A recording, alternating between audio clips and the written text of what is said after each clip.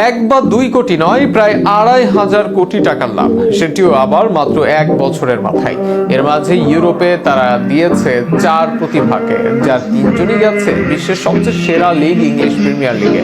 সব মিলিয়ে পালমেরাস যেন নিজেদের খনি থেকে বের করছে একটি সোনা, যা থেকে করছে কোটি কোটি টাকার অর্থ আয়, যে কারণে যেন ব্রাজিলকে বলা হয় খেলোয়াড় তৈরির কারখানা।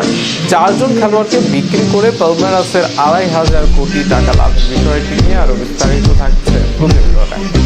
গত ৩ আসরের মাঝে ২ আসরে চ্যাম্পিয়ন, এই আসরে দল হয়েছে দ্বিতীয়, সেখানেও শিরোপা জয়ের ছিল কাছাকাছি অবস্থানে। এই মুহূর্তে পালমেরাসকে ব্রাজিলের অন্যতম শক্তিশালী দল বললে ভুল হবে না। তবে আরও এক জায়গায় যেন সবাইকে পেছনে ফেলেছে পালমেরাস। শেষ এক বছরে 4টি বড় খেলোয়াড়কে বিক্রি করে বিশাল অঙ্কের মুনাফা লাভ করেছে ব্রাজিলের এই ক্লাবটি। সেখানে ইপিএলে তারা দিয়েছে ৩ খেলোয়াড়কে, একজনকে পাঠিয়ে দিয়েছে লা লিগায় Real Madrid, Manchester City, West Ham, চেলসির মতো ক্লাবে। বেশ আগে রিয়াল মাদ্রিদ বড় অঙ্কের ট্রান্সফারে দলে নেয় এনরিককে। এর আগে পালমেরাসের হয়ে ঝলক দেখিয়ে মাদ্রিদে আসেন এনরিক। এই মৌসুমে সেভাবে নিজেকে প্রমাণ করতে না পারলেও এনরিকের ভিতর নেই সম্ভাবনার কমতি।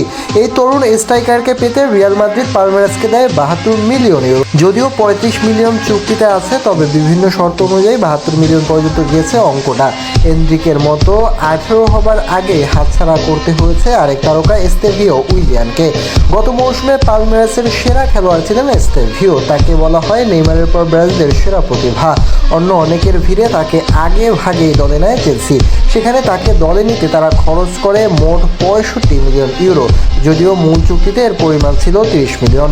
আরেক উইঙ্গার লুইস বুলহার্নেরও ইপিএলে পাঠায় পালমেরাস। বয়সভিত্তিক দলে প্রতিভার ঝলক দেখানো বুলহার্নকে পেতেও আগ্রহী ছিল বড় দলগুলো।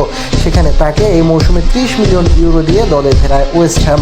এই তালিকায় নয়া সংযোজন ভিটোর ওয়েস। নিজেদের অন্যতম সেরা এই ডিফেন্ডারকে সিটির ড্রায় পাঠায় পালমেরাস।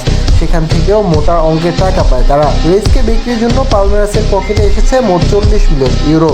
এর বাইরেও গেব্রিয়েল মেরিনো ডুডুতের বেশ ভালো দামে বিক্রি করেছে পালমেরাস। তবে এর আগে সব মিলিয়ে ২০৭ মিলিয়ন ইউরো নিজেদের পকেটে পুড়েছে দলটি, যা বাংলাদেশের টাকায় প্রায় ২৫০০ কোটি টাকার সমান। অর্থাৎ সাফল্য ও ব্যবসা দুটোই একসাথে চালিয়ে যাচ্ছে পালমেরাস। শুধু পালমেরাস নয়, বোটাফিগো, সান্তোস, ক্রুজিও, ফ্লেমেঙ্গোর মতো ক্লাব থেকে উঠে এসে বিশ্ব ফুটবলে রাজ করছেন অনেক ব্রাজিলিয়ান। এবার দেখা যাক ইউরোপে কতটা উজ্জ্বল হন এই ৪ ব্রাজিলিয়ান তারকা।